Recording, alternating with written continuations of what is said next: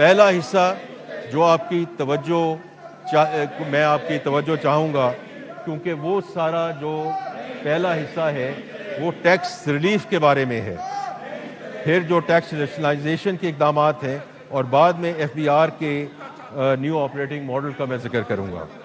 جناب اسپیکر، میں اب اس ایوان کی خاص طور پہ توجہ چاہوں گا، بیکاز یہاں وہ ریلیف میجرز کی بات ہم کرنے جا رہے ہیں جو پچھلے کئی سالوں سے یہ کہا جا رہا تھا کہ اس حکومت جو آئی ہے انہوں نے معاشی استحکام لے کر آئے ہیں، اس کو ہم گروتھ کی طرف کیسے لے کر جائیں گے۔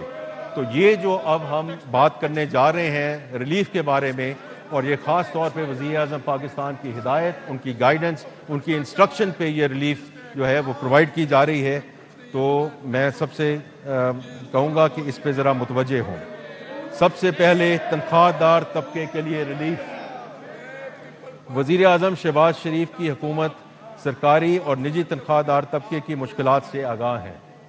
وزیر اعظم پاکستان کی ہدایت پر آج مجھے یہ اعلان کرتے ہوئے خوشی محسوس ہو رہی ہے کہ ہماری حکومت نے آمدنی کی 4 سلیب کے تنخواہ دار افراد کو ریلیف فراہم کرنے کا فیصلہ کیا ہے۔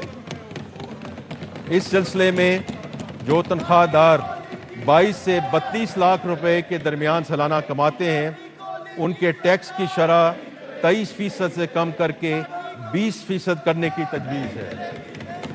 32 سے 41 لاکھ روپے کے درمیان آمدن والے تنخواہ داروں کے لیے ٹیکس کی شرح 30% سے کم کر کے 25% کرنے کی تجویز ہے۔ 41 سے 56 لاکھ روپے آمدن والوں کے لیے انکم ٹیکس کی شرح 35% سے کم کر کے 29% کرنے کی تجویز ہے۔ اسی طرح 56 لاکھ سے 70 لاکھ روپے تک تنخواہ حاصل کرنے والوں کے لیے ٹیکس کی شرح 35% سے کم کر کے 32% کرنے کی تجویز ہے۔ جناب اسپیکر، یہ صرف یہاں تک محدود نہیں ہے۔ تنخواہ پر عائد ٹیکس کی شرحوں میں کمی کے علاوہ ہم نے ایک اور اہم ریلیف قدم اٹھاتے ہوئے تنخواہ دار طبقے پر عائد سرچارج کو بھی ختم کرنے کا فیصلہ کیا ہے۔ یہ ایک درینہ مطالبہ تھا اور حکومت کو بھی اس امر کا احساس تھا، اس لیے ہم نے پچھلے بجٹ میں اس سرچارج کی شرح کو 10% سے 9% کیا، اور اب اس سرچارج کو مکمل طور پر ختم کرنے کی تجویز ہے۔